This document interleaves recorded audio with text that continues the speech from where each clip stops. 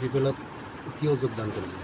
মই সুদীৰ্ঘ 21 বছৰ BPF দলৰ জালাবিলা প্ৰাইমেৰী কমিটিৰ সভাপতি হিচাপে কাৰ্যনিৰ্বাহ কৰিছিলোঁ আৰু ইমান 21 বছৰ BPF দল কৰি এটাই মোৰ অভিজ্ঞতা হৈছে, আমাৰ BPF দলৰ নেতাই ভাত খাব জানে কিন্তু খৰিৰ মৰ্ম নুবুজে। সিহঁতে ভাবে যে বৰ্তনত চাউল বোৱাই দিলে এনে ভাত হৈ যায় নেকি, কিন্তু খৰিখিনি যে পুৰি ছাই হৈ ভস্ম হৈ যাই আছে, সিহঁতৰ এইবিলাকৰ চকু নাই। সেইকাৰণে মই আজি হৈছেই BPF দল ত্যাগ কৰি EPF দলত যোগদান কৰিলোঁ। মুনমুন বৰ্মা কি আপোনাৰ লগত কিবা প্ৰতাৰণা কৰিছিল?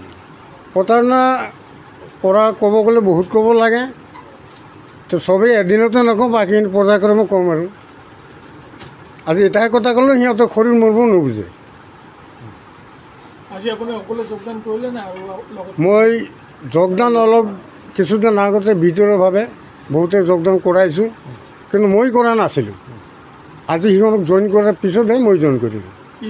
EPPL দলে এনেকুৱা কি কাম কৰিলে যে আপুনি EPPL দলত যোগদান কৰিলে? EPPL দলৰ প্ৰতি মই এইখিনি আকৃষ্ট হৈছোঁ, বিগত 21 বছৰে মই BPF দলৰ পৰা আমাৰ মাইনৰিটি সম্প্ৰদায়ৰ বা বিভিন্ন সম্প্ৰদায়ৰ ধৰ্মীয় কাম কাজত কোনো সহায় সহযোগিতা নাছিল।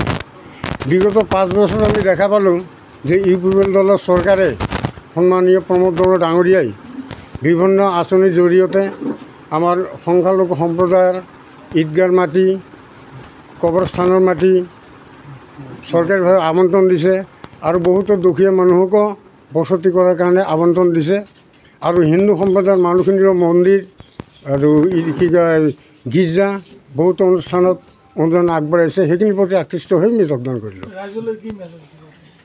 ৰাইজলৈ এইটোৱেই মেছেজ দিম যে BPF দল কৰাৰ কোনো আৰু অধিকাৰ মানুহৰ নাই।